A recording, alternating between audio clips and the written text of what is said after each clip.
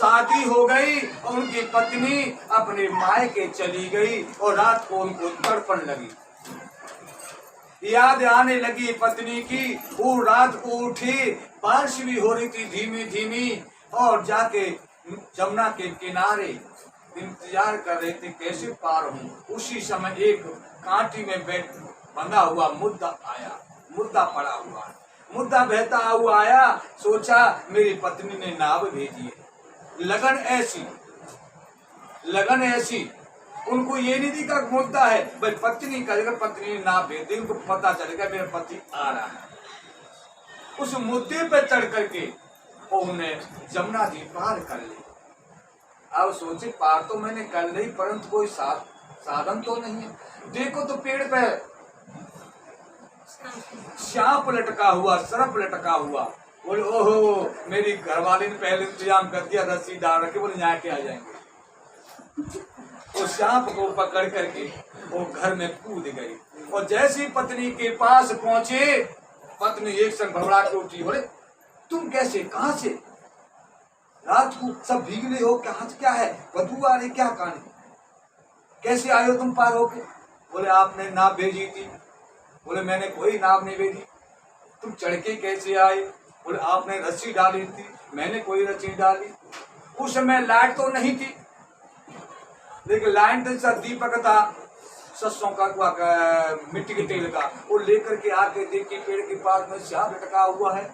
कहने लगी अरे इतनी लगन मेरे लिए आपने परिश्रम किया है, मेहनत करी है, इतनी परमात्मा के लिए करते तो आपका है जिंदगी सुधर जाती। आपको ये डर नहीं लगा कि सांप काट लेगा। इतने लगन में बावले हो गए हमारे लगन में, हमको देखे नहीं कि हमको मिलने के लिए, और मुद्दे पर चढ़ गए, आपको बदबू महसूस नहीं हुई। इतनी बात कही, सहन न हो पाई। आकर के तुलसीदास जी ने अपने नेत्रों को खोल लिया, और जहां जहां सत्संग हुआ करता था, कीर्तन हुआ करता था, भगवान की नाम लिया करते थे, वहां जाकर के तुलसीदास जी जाते थे। और स्वयं तुलसीदास जी भजन कीर्तन करने लगते थे। तो उनका एक नियम था, वो तुलसीदास जी और जामे अका के पेड़ पर पानी डाले।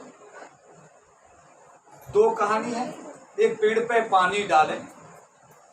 अब एक दिना उस पेड़ पे राक्षस रहता था, हवा, भूत पेड़ बोलते हैं, वो रहता था। और पानी डाल के ऐसी चलने लगे तो पेड़ में से हुआ कहते बोलने लगा, बाबा, ओ तुलसी बाबा। अब तो आवाज देख करके, पेड़ में देख करके तो वो भयभीत हो गए। अरे बाप रे बाप, ये क्या, डरो मत बाबा, आप प्रतिदिन यहाँ पर आते हो, कीर्तन करते हो,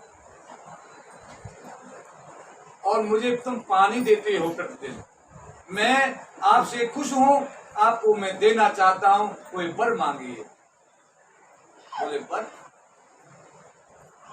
कहीं हवा दूरों से वर मांगा जाता है। बोले नहीं, मैं आपके खुश हूं, मांगो। बड़े सोच समझ के बोले, मुझे परमात्मा के दर्शन में करा, राम का नाम लिया, राम के दर्शन करवा दो, तो आग बबूला हो गया। बोले हमारा तो आग कहते है बनती नहीं, राम के नाम से हम वैसे दूर रहते, वहां राम का नाम होगा तो हम जा नहीं सकते। ये तुम तुलसीदास में क्या बोल दिया आपने, और कुछ मांग लो। बोले नहीं, आपने वचन लिया है, हमको वही चाहिए। बोले ठीक है, हम मिला तो नहीं सकते, पर उपाय बता सकते। तो उपाय बता दो, उपाय भी कम हो जाए। यहाँ लोग के, आजकल लोग क्या है, बोले बता दो। अभी परसों गुजरात से फोन आया, अलीगाम होगा मतलब, बोले महाराज जी हम काफी दिन से बीमार हैं, हम साल 2 साल बाद मंदिर पे आते हैं और पूरा घर परेशान है, हमें बता दो। हम बोले बता देंगे तो क्या काम हो जाएगा? अरे यो को हमने फोन किया जी, हमारी समस्या है, इसका कुछ कर दो समाधान। तो ठीक भी है, हमने फोन काट दिया। फिर उसका फिर बहन भेजी, तो तुम जाओ बाबा जी से मिलने के। उन्होंने कहा, हमने उनको डांटा। आज के बाद ये पूछने मत आना किसने किया है, उपाय पूछने आना। मेरा बालाजी महाराज इतना निर्दयी नहीं है। देरी हो सकती है, अंधेरी हो सकती है, अंधेरी नहीं हो सकती, देरी हो सकती है, पर आपके काम अवश्य बनेगा। तुम भटक सकते हो, मेरा बाबा भटकाता नहीं है।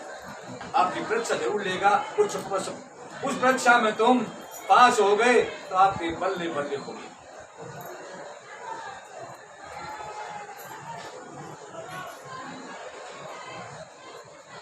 फिर क्या हुआ?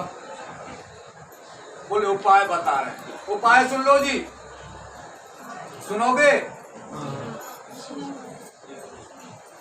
बोले तुम्हारे कीर्तन में सबसे पहले आते हैं गुजरक आदमी, कपड़े भी फटे होंगे और कहता है खून सा लगा होता है, लटपटे कहता है ऐसे लगते हैं कोड़ी जैसे, और अलग कोने में बैठते हैं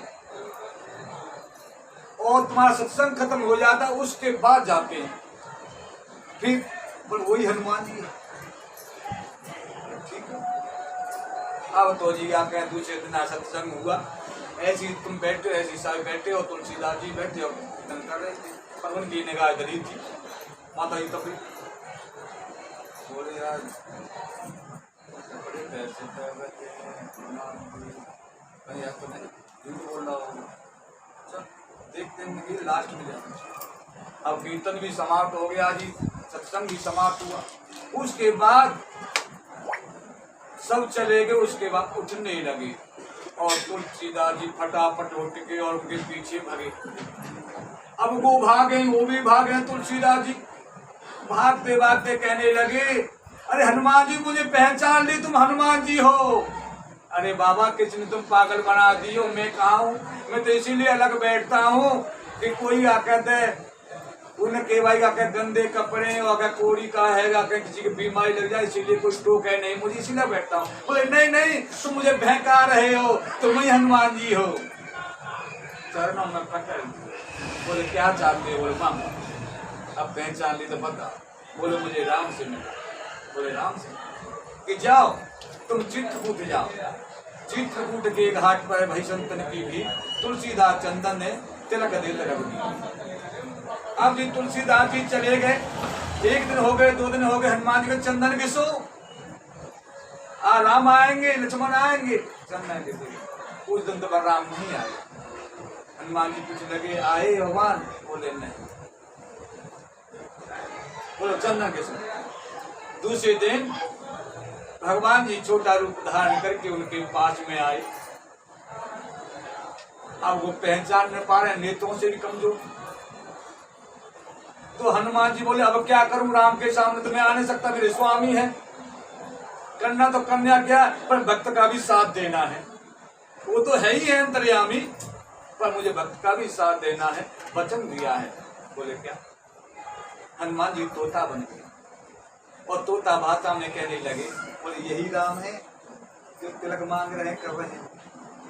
खट तुलसीदास जी ने पैर पकड़े हनुमान, बस पैर पकड़ते ऊपर पुण्य का दौड़ाई, उनकी रोशनी आ गई और रामायण लिख डाली। सबसे पहले रामायण वाल्मीकि जी ने लिखी थी, जिन पे राम राम कहना नहीं आता था, मरा मरा कहा।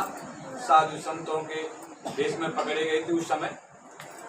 बोले मरा, मैं जानते नहीं राम क्या होता है, मैं मरा मरा। बोले मरा मरा, मरा मरा करते ऐसे आके हुए राम के नाम से। आप भी बोलो मरा मरा मरा मरा मरा, आगे राम राम। तो वाल्मीकि ऋषि बन गए। उसके बाद तुलसीदास जी ने रामायण लिखना आरंभ किया। आज अमर अमर रामायण में इनका नाम आता है। ऐसी न माता बोलो सीताराम हनुमान